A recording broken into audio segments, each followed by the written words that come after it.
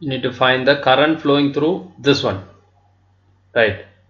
Now the current is given as 0, which means that the potential here will be same, or rather this 3 milliampere flows through this, and this, or rather I'll take this as the direction, so that this becomes 6 milliamperes. This 6 flows in this direction, so this is 6 and this is 3. And one more thing is that, again, if I take the reference as 0, I can say that this potential and this potential must be same. So if this is x, I can say that R1, right? I can say that 3R1 is x. 3R1 is x. And also I can say that 6R2 is also x. 6R2 must also be x, because these two must be of the same potential. That is why there is no current in this path. So if this is x, this must also be x.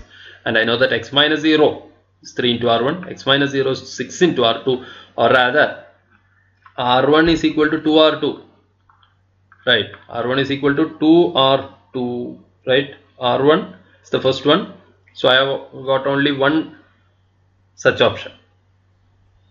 R1 is 2R2, so the answer must be B.